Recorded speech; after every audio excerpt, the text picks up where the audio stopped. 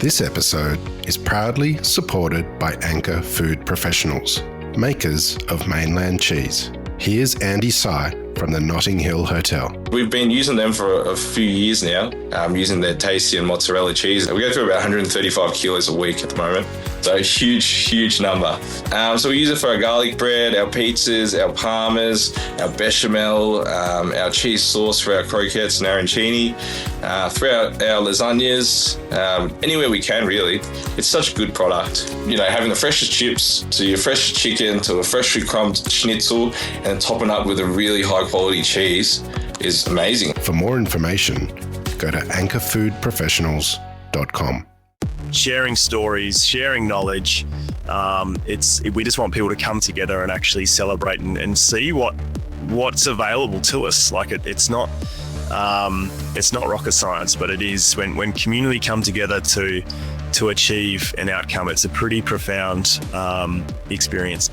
Hey everyone, it's Dani Valent here with you, and this is Dirty Linen. We talk about food in all its permutations, all its locations, all its deliciousness and all its meaning and importance in our lives. Sometimes you come across a story and you just whichever angle you look at it, it is so good. And that is how I felt when I first heard about Farm My School. Our guest today is the CEO of Farm My School, James McLennan. And just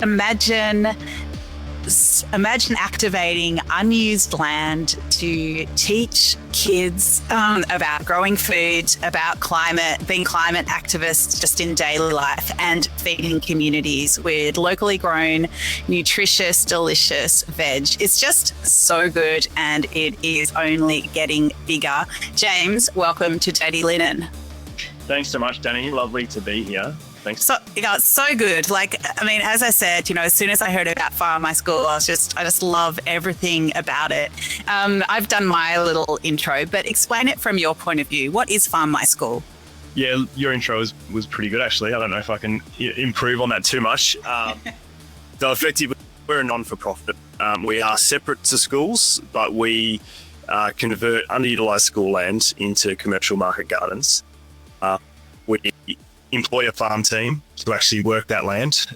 We engage the school community, so the students actually play a part in growing the food. It's part of the curriculum. But then also we broaden it to the broader community that come in and actually play a part in it too. So whether it be through our cooking workshops or our gardening and sort of permaculture workshops we run from the farms too, it's really about activating a community and bringing everyone in to grow amazing nutrient-dense soil, and then grow, beautiful food from it. So, yeah, part of it is that we are using regenerative principles to grow the food. So we're basically improving nature below the ground and above the ground. So it's sort of a win-win-win. There's lots of benefits to it. And there are so many ways people can be involved. One simple way is just by buying the produce. So I was looking at the veggie boxes that you've got available, and they just look so bountiful and delicious. And to think that, these root vegetables, these leafy greens are being grown on a school property, it's just so exciting. And it's just such a wonderful way to, I suppose, create webs of connection within communities. It really is. It just makes sense from the point of view that, schools are in communities. That they have a community surrounding them. They already have a receptive audience, being the school families and the staff there. But, typically they are in the centre of major hubs, or, that doesn't have to be out in regional Australia or Victoria or wherever they are. So it makes sense that we're growing food in these places, especially if it's underutilised land. So therefore the food doesn't have to be harvested and stored for long periods of time. It can literally be straight from farm to family in a matter of hours. For us, it was a no-brainer. So paint the picture for us. You've got this, the first farm is on a school in the Bellarine, and in the Geelong region, west of Melbourne.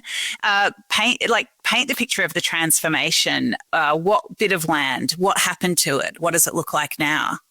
Yeah, great question. So I might take you back to the start where the whole concept of my school, there was three friends who got together, me and a couple other mates who we all worked in the education sector in some way, shape or form.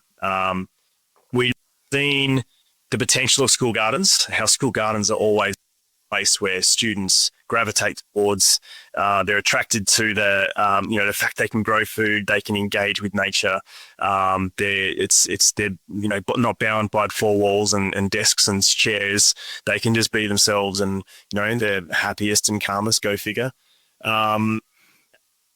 It was always an opportunity where it could be linked to every area of the curriculum. It could be used in science, in maths, in geography, in media, yet it often wasn't. It was often driven by one passionate parent or teacher who came in and spent their time. They didn't get any budget or time allocation,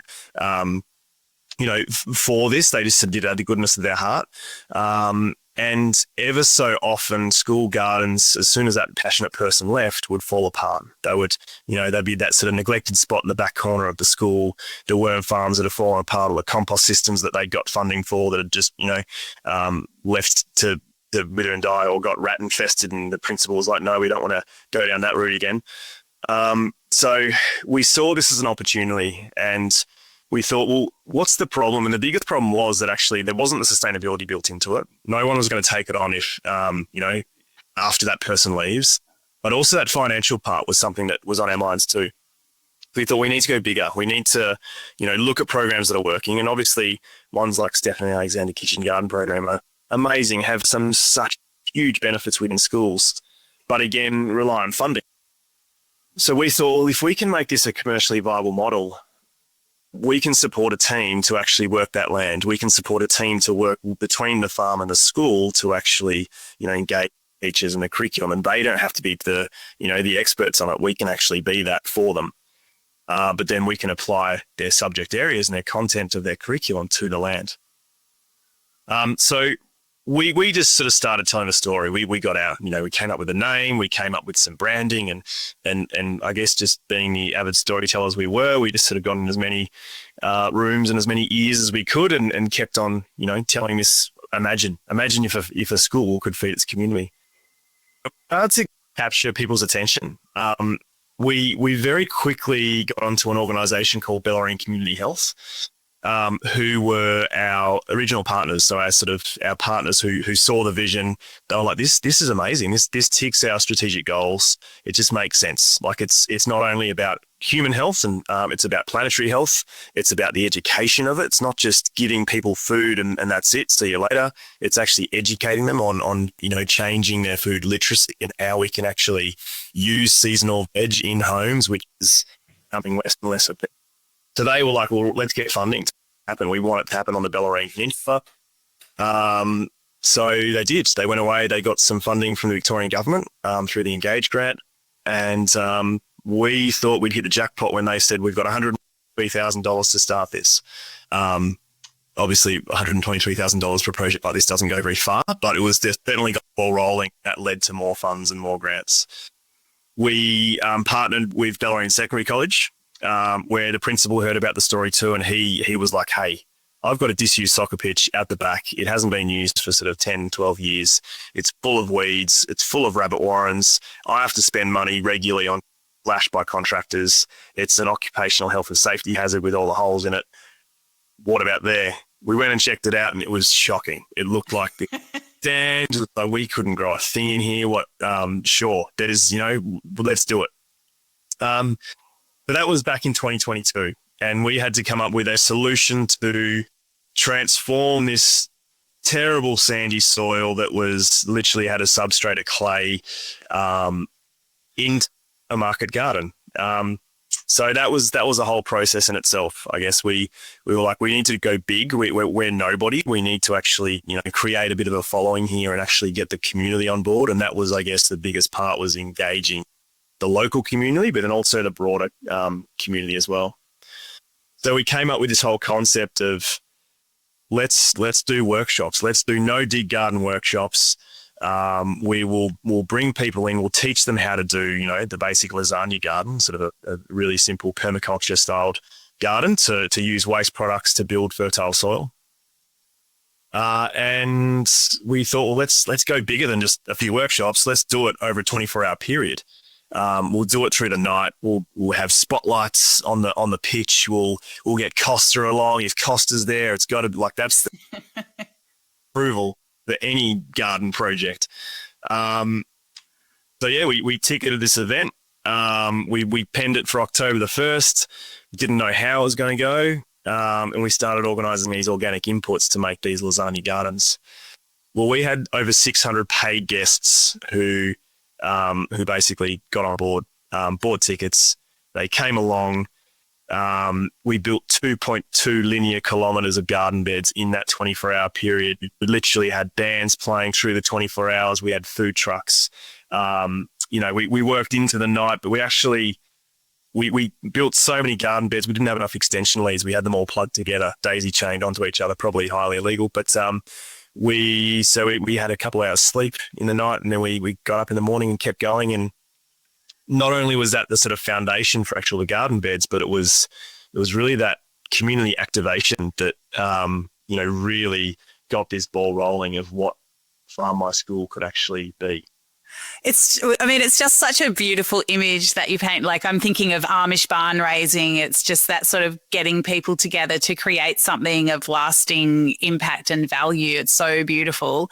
I haven't heard the term lasagna garden before. I sort of know what you mean, but for people who perhaps don't know anything about permaculture, I guess I'm thinking about something that's got perhaps layers of cardboard and straw and organic matter, and you sort of build it up. And the idea is that it sort of slowly, rots into a beautiful, fertile growing medium for plants, right? Is that the decent way to describe it? And for anyone who hasn't heard of Costa, that's Costa Georgiatus, who's on Gardening Australia, is like an amazing, what would you say, advocate of gardening, but just an incredible presence that brings beautiful energy wherever he goes, about all the positive benefits of getting your hands in the soil. Yeah, I think I see him a bit like, and I've said this to him a number of times, as almost Australia's David Attenborough. He's such an advocate, and he's really a national icon in terms of what he does for not only gardening but conservation and just people's awareness of our natural world. James, I love this image of this, weedy rabbit warren, health hazard that you've turned into a place where you had 2 and a bit kilometres of growing place where you can grow food. Give us some personal stories. Like, what kind of transformative impact has this had on students and families? Yeah, and there's so many stories that come out of this farm, and any day that I'm there, I have another one to add to the collection. So, I guess for me, let's talk about the soil and the fertility of the soil. So we recently had a study that we did with the Food and Mood Centre of Deakin University. So there's a professor there, one of the leading professors globally, actually, on the link between gut biome and mental health. So she wanted to do a study, Felice Jack is her name. She wanted to do a study on how, the students at Bellarine Secondary College that are engaging with the farm, how their gut biome changes and their mental health changes over, a certain sort of period. So we decided for 12 weeks, we had 15 students who engaged with the farm for a minimum of an hour a week. We gave them a veggie box a week as well. We did cooking workshops with them, sort of, different times food's processed, and they took the produce home or cook it with their parents. So we wanted to look at how the soil health was actually impacting their gut health. We also, at the same time, was doing a study with Geelong High School, just up the road. Similar school, so both government schools, both similar sort of socioeconomic status, similar size school as well. The students there weren't getting any produce, and they weren't obviously engaging with the farm. Within about 2.5 to 3 weeks of the study, we started to see absolutely ridiculous anecdotal evidence of these students behaviourally, mentally, like their well-being. And the data that's come out of the study as well is reflective of that too. So their gut biome changed dramatically in that short time, which obviously then impacted their mental health. And I guess the opportunities for this in terms of education in a school is profound too. If they get more engaged in school, they're obviously going to learn more. It's also, if we're using this food to actually supply to the canteen and they're eating it for lunchtime instead of what we often see in school canteens in Australia, the impacts are going to be profound. There was one story in this particularly that we had a girl who was and she was a fantastic student, like, who engaged with the farm early on, but she was like, oh, I'm actually allergic to dirt. I'm not going to do anything here. She would have, like, year 7 or 8 at the time. And I was like, oh, okay, right. Well, this is soil. We're using soil. Does that help? It wasn't interested in that. But she had a lot of diagnosed in depression. She was from a low-income family who really struggled to put food on the table. She was also diagnosed with Tourette's as well. Now, not only did she actually start doing an elective called Farm My School at year 10, so she got over her allergic reactions to dirt, started working in the farm pretty regularly as part of this subject, but then she also became a part of this study as well, the garden to gut study. That week 3 or week 4 of this trial or the study, her mother actually approached me and said, I am not recognizing my daughter. We're getting along. We are cooking together. We're laughing together. And we have never had this. And her Tourette's have actually dropped dramatically. Like, her tics, her outbreaks is like, she hasn't had one in a few days, and typically she'd be having one pretty frequently. So, I mean, that to me was, I straight to heart, and I was, there's been so many incidents like that, but that was a pretty profound one for me. I mean, you're making me cry because that's such a profound impact in such a short period of time. And you just think about like the opportunity, but the great need, and you just want to, like, suddenly roll that out everywhere. And I think that's, like, for me, I mean, I had this growing up. Like, I was pretty fortunate that I was off a family farm with, it was a regenerative beef and lamb farm. We had extensive veggie garden orchards, so we ate like this growing up. It was how life was. But a lot of families don't have access to this, and I think, or even if they don't think they do, that, like, it's just that sort of narrative, and we've moved so far away from that and so disconnected with our food cycle. I think we know that eating veg is good for us, but I think the quality of that veg, or where that veg is coming from, but also to the extent of how good it is for us, I think we're finding out more and more. So as we sort of delve into it. And that's not even, you don't even mention the factor growing it yourself, that sort of agency that must be such a powerful driver of a sense of well-being. Yeah, definitely. And that's, I guess for us, and this is probably one of our biggest barriers in being a commercial model too. Like, we can definitely just make beautiful veggie boxes. As you said, they look a treat on our website. They really are in life. They're no different. But if we're to be providing, seasonal veg that we've grown, that we're distributing, it's actually, like, a lot of people don't know how to use seasonal veg. Yeah. Conveniently from one point. They like to go and get their tomatoes all year round, their cucumbers all year round, their, whatever it is, and they like to cook the same meals. And we've done a heap of surveying around this, that, we've lost that art of going, oh, what's in the garden, or what have we got this week? Great, let's cook with that. So this was a barrier for us in, as I mentioned before, we wanted to be a commercial model that we can stand alone and we can actually fund ourselves. But the boxes, the first week we did our boxes, we thought, if we can sell 50 boxes a week, that's going to cover our farm staff. We sold 3 boxes in our first week. So we needed to actually overcome this and go, right, well, the education piece, which is key in this. We need to actually progress the literacy of people's cooking. How do we do that? Workshops. Let's run workshops using the school facilities outside of school hours. We'll get in celebrity chefs or authors or people with a bit of notoriety around food to come in and help to run these. And then recipe cards was the other thing. So every box has a recipe card in it to try and reconnect people to food systems and the understanding of seasonal produce and how you can use a whole beetroot, or you can use sort of certain things they might not have seen before, but the flavour and the impact of that on their health is absolutely profound. Have you had good uptake on those interventions in the way people think about vegetables?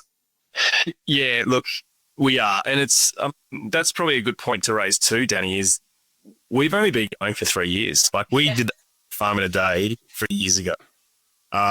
So literally, I think it was October the 1st, that event.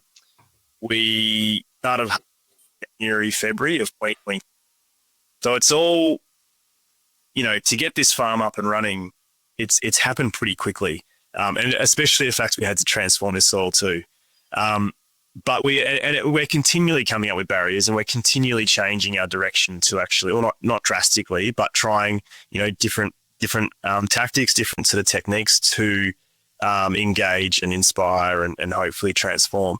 But look, the workshops, our Nourish workshop series have been super successful in terms of the engagement they've had.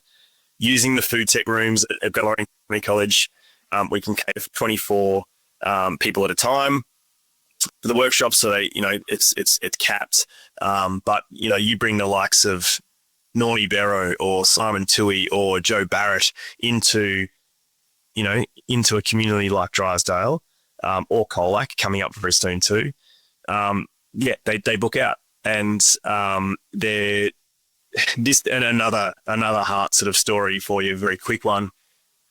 Nornie came and did a cooking on country workshop, which we co-facilitated actually. So we did like a little walk through the farm and harvested the produce, and then we went in and started cooking. But we literally had an 8-year-old girl in this workshop, and she was standing next to an 83-year-old woman. They didn't know each other, but they were cooking together and sharing stories and laughing, and just that intergenerational sort of exchange was just the most beautiful thing, and so real. And we don't often have that. Like food for thousands of years has not been, a fuel.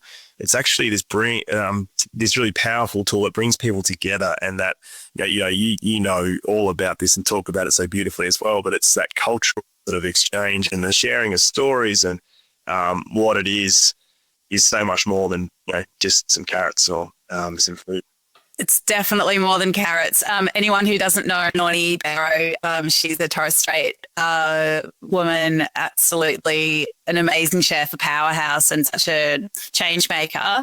She was recently on my brother podcast, Deep in the Weeds. So if you haven't listened to that one, go have a listen to the awesome Nornie.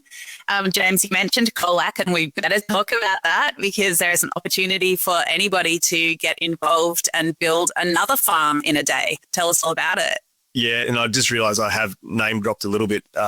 Sorry, Dani. And Nornie, actually, I'm not sure if she mentioned, she's just joined our board as well. Super exciting. We're so grateful to have her time and energy and passion for everything that we're about, which is really exciting.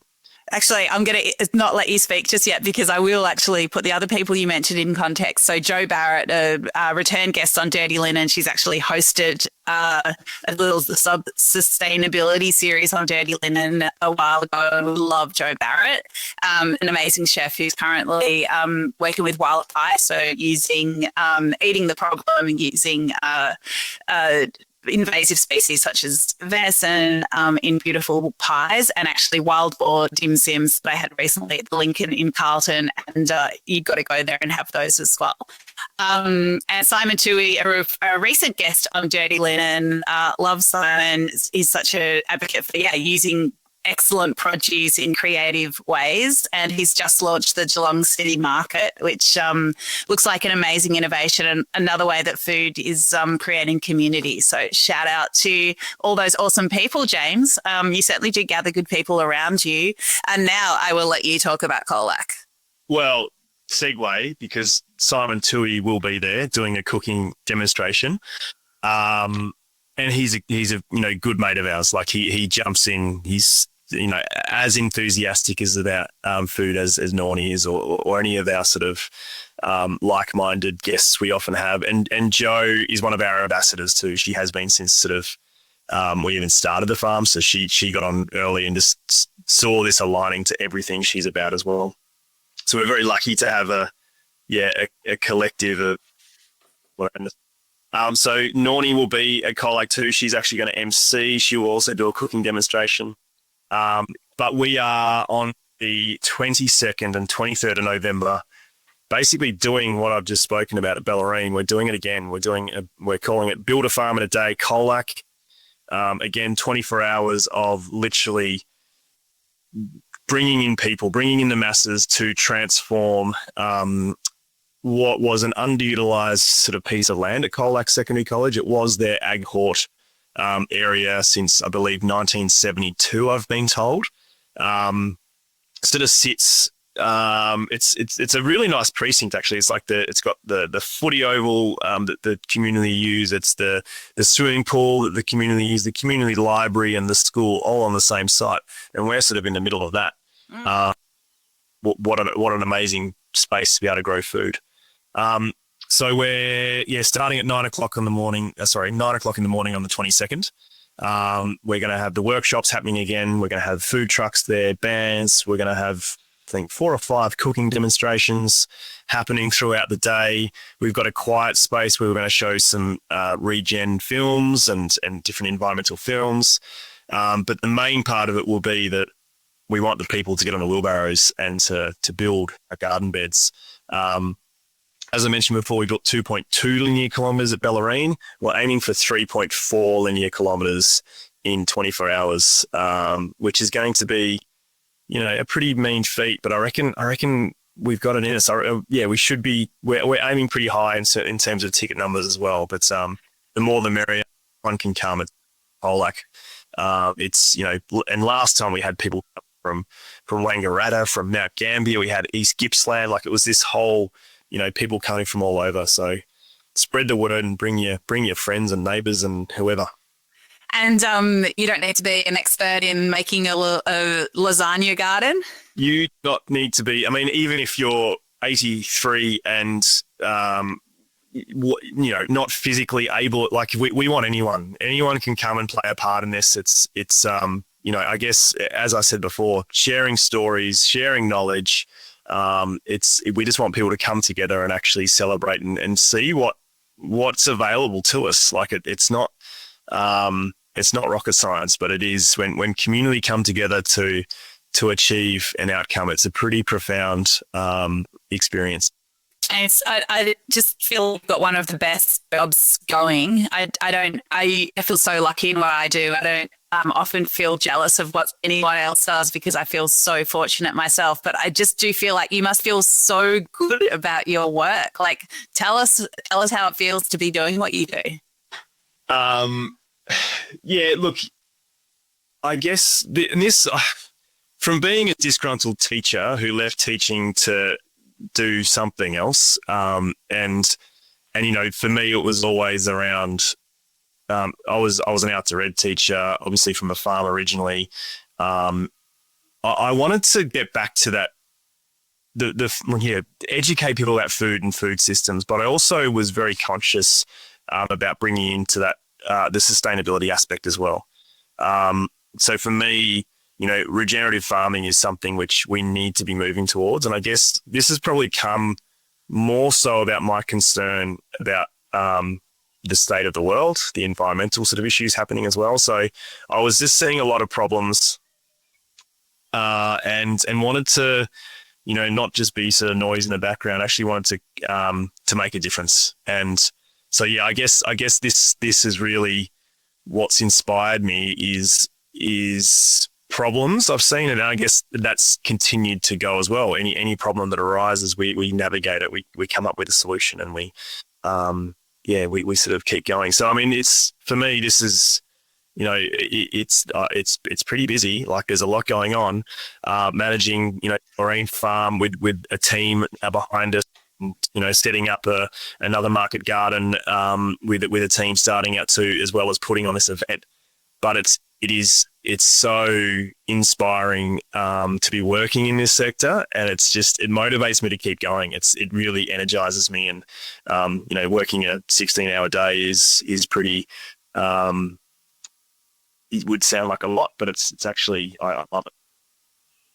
Yeah, I don't want to make it sound like I'm imagining you just always just pulling a juicy carrot out of the ground and munching on it with a beaming smile and just thinking, you know, yeah, there's nothing left to do. I know there are so many challenges in what you do, but I just think those stories of transformation and, you know, that's creating lifelong changes for people and, making their lives better, and the ripples, you just never know the ripples that are going to come from what you're doing. It's just, it doesn't get more profound. I think it's so beautiful. I love it. The other one I haven't even mentioned. So we have a farmer incubator program going. We knew this was an issue with farming in general, but the average age of a farmer in Australia is now over 65. And my parents are no exception to that. Dad's 77, mum's 73, and they're still farming in Western Victoria. So we wanted to actually, I guess also with that, the family farm's dying out and is becoming sort of, more of a ag sort of field where large multinational buying up these farms, using it on large scale. So we wanted to get back to smaller scale farming to produce really high quality food, but with that, train up farmers as well. So we've now started our farmer incubator program, which is a traineeship where we employ school-based trainees from, surrounding schools to actually do a Cert 3 in horticulture while they're completing their VCE. They work with us 2 days a week. It's paid, and they complete their VCE and come out with a Cert 3. So it's we've got 3 on the books currently, and we're about to employ 2 more. 2 of the 3 wouldn't have completed their VCE. They were going to drop out into year 10. That was it. They were done. So we've actually, worked with these students, supported them, and they've not only finished their VCE, but they also got a pathway into regenerative farming, which they didn't ever think that farming would ever be a career that they could consider. Obviously, who can afford to buy land, but giving them opportunities when you don't actually need to buy the land. We can actually use land that's publicly available or with permission, obviously. But yeah, that's pretty humbling to witness that sort of over even 2 years as well of that process. Good on you. It's so great. I just love it, and I cannot wait to follow the journey. We'll put the link to the Build Farm in a Day in Colac in the show notes. So anyone who reckons they might be able to get up there, please have a look and get on board. It's going to be amazing. James, thank you so much for sharing with us today. Just so in awe of your work, and really thrilled to be able to share your story on the pod. Thanks so much, Dani. Really appreciate your time. This is Dirty Linen, and I'm Dani Valent. We air the issues that the hospitality industry finds hard to talk about, hearing from different people with unique perspectives. We want to hear from you as well. If you have something that needs to be said about a topic, get in touch so we can include your perspective. Contact us at dirtylinen@deepintheweeds.com.au or hit us up on Insta at Dirty Linen Podcast. We can't wait to hear from you. This is a Deep in the Weeds production.